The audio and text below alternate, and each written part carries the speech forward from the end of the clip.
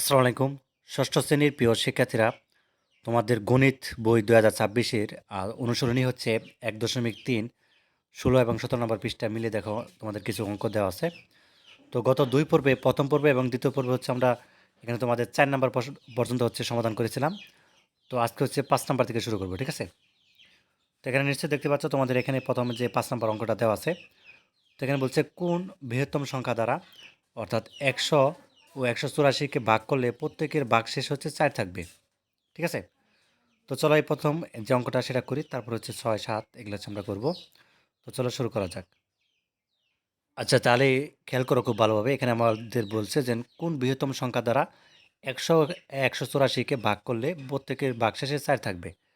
এখানে বিষয়টি বুঝো, এখানে কিন্তু প্রত্যেকের ভাগশেষে ৪ থাকতে হবে।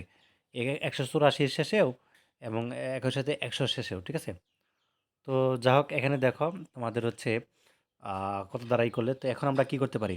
যেহেতু বৃহত্তম সংখ্যা দ্বারা কি করতে বলা হয়েছে, ১০০ ও ১৮৪কে ভাগ করলে প্রত্যেকে ভাগশেষে ৪ থাকে।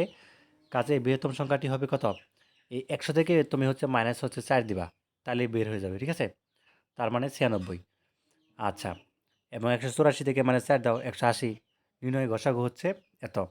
তো এখানে দেখো আমরা কীভাবে করতেছি, এই ৯৬কে তুমি হচ্ছে ১৮০ দ্বারা হচ্ছে ভাগ করো, তাহলে একবার যাচ্ছে, তাই না? ১৮০-র জায়গায় হচ্ছে তোমাদের একবার যাচ্ছে, ৯৬কে ৯৬। আচ্ছা, এরপরে দেখো আমাদের এখানে মাইনাসগুলো থাকে হচ্ছে ৮৪। এই ৮৪ দ্বারা হচ্ছে উপরে যে ৯৬, এটাকে আবার ভাগ করো, ঠিক আছে? তাহলে একবার যাচ্ছে ৮৪ মাইনাস করো ১২, এবং এই ১২ দ্বারা আবার ৮৪কে ভাগ করো, তাহলে হচ্ছে তোমাদের কত? ৭। ৭ বার যাচ্ছে, তাই না? তো এখানে ৯৬ এবং ১৮০ এর গসাগু কত হবে? ১২ যাবে। এই যে ১২ দিয়েই কিন্তু আমাদের সর্বশেষ অঙ্কটা বের হয়ে গেছে। তো বৃহত্তম সংখ্যাটি কত হবে? ১২। উত্তর ১২। আচ্ছা, এরপর দেখো ৬ নাম্বার রয়েছে এখানে তোমাদের। ৬ নাম্বার এখানে আমাদেরকে যেটি বলছে, কোন বৃহত্তম সংখ্যা দ্বারা ২৭ এবং ৪০ একই সাথে ৬৫কে ভাগ করলে যথাক্রমে ৩, ৪ এবং ৫ ভাগশেষে থাকবে, তাই না? তো এখানে ঠিক আগেরটার মতনই যদি খেয়াল করো, এখানে আমাদের দেখো এখানে বলছে যে আমরা যদি একটু খেয়াল করি খুব ভালোভাবে, কোন বৃহত্তম সংখ্যা দ্বারা ২৭ এবং ৪০ ৬৫কে ভাগ করলে যথাক্রমে ৩, ৪, ৫ ভাগশেষ থাকে। তো কাজে বৃহত্তম সংখ্যাটি কত হবে? যে ২৭ থেকে আবার হচ্ছে ভাগ দিবা হচ্ছে ৩, ঠিক আছে? আবার ২৪ থেকে থাকে হচ্ছে ২৪, আবার ৪০ থেকে ভাগ দিবা হচ্ছে ৪, ঠিক আছে? কারণ এখানে প্রথমটা আসতেছে কত? এই ৩, ৩ হচ্ছে ২৭-এর সাথে বিয়োগ যাবে। আবার তারপরেরটা আছে কত? ৪, এই ৪ হচ্ছে ৪০-এর সাথে বিয়োগ যাবে, থাকবে হচ্ছে ৩৬। আবার আছে ৫, এই ৫ হচ্ছে ২৫-এর সাথে বিয়োগ দাও, তাহলে থাকে হচ্ছে ৬০। নির্ণয় গসাগু এটা। তো এখন ২৪ দিয়ে হচ্ছে ৩৬কে প্রথমে করো ভাগ, ঠিক আছে? তো একবার যাচ্ছে ২৪ একে ২৪, তাই না? তারপরে দেখো বিয়োগ করলে হয় ১২। এই ১২ দ্বারা হচ্ছে আবার ২৪কে ভাগ করো, তাহলে ১২ দুগুণে ২৪ মিলে গেছে। কাজে এখানে আমরা কত পেলাম? এখানে কিন্তু আমরা পেলাম ১২। আচ্ছা, পরেরটা করো, ১২ দিয়ে ৬০কে ভাগ করো, ৫ বরং ৬০।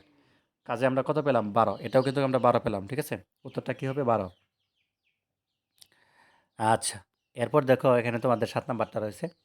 তো ৭ নাম্বার অঙ্কটা এখানে আমাদেরকে যেটি বলছে যে আমরা আমরা যদি একটু খেয়াল করি, খুব ভালো করে খেয়াল করো। তো এখানে বলছে যে কোন ক্ষুদ্রতম সংখ্যাকে, এখানে বলছে যে ৮, ১২, ১৮ এবং ২৪ দ্বারা ভাগ করলে প্রত্যেকের ভাগশেষে ৫ থাকবে, ঠিক আছে? তো এখানে নির্ণয় ক্ষুদ্রতম সংখ্যা কী বলছে?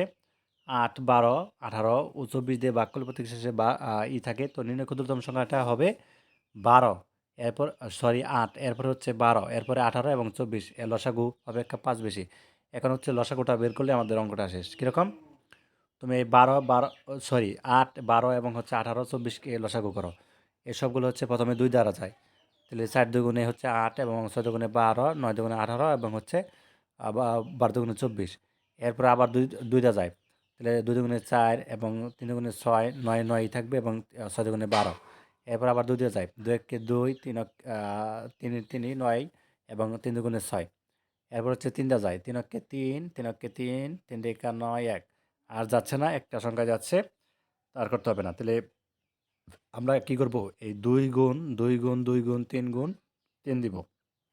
৭২ হবে। ২ দুগুণে ৪ এবং ৪ দুগুণে ৮ এবং ৩ ৮ ২৪ এবং ৩ ২৪ ৭২, ঠিক আছে? তো এখানে আমাদের কি বলছিল? ওই যে প্রত্যেকের শেষে ভাগ কত থাকবে? ৫ থাকবে।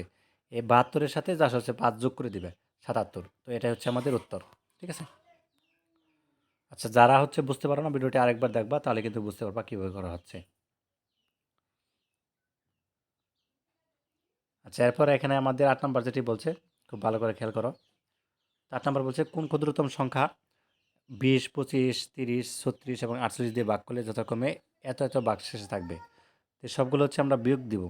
প্রথমে ২০ থেকে বিয়োগ দেওয়া হচ্ছে তুমি ১৫, ৫ থাকে। ২৫ থেকে বিয়োগ দেওয়া হচ্ছে তুমি ২০, এখানেও ৫ থাকে। সবগুলোর মধ্যে ৫ থাকে, দেখতে পাচ্ছ?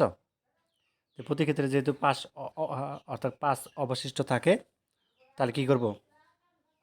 আচ্ছা, তাহলে আমরা কি লিখব? ক্ষুদ্রতম সংখ্যাটি হবে ২০, ২৫, ৩০, ৩৬ এবং ৪৮। এখন লসাগু বের করতে হবে। তো সবগুলো হচ্ছে আমরা প্রথমে ২ দা করি। সবগুলো ২ দা যাচ্ছে, তাই না? ১০ দুগুণে ২০ হচ্ছে এবং ২৫ যেহেতু যাচ্ছে না ২ দা, তাই থাকবে। ১৫ যাচ্ছে, তাই না? ১৫ দুগুণে ৩০ এবং তারপর ৩৬ যাচ্ছে, ১৮ দুগুণে ৩৬ এবং ২৪ দুগুণে ৪৮।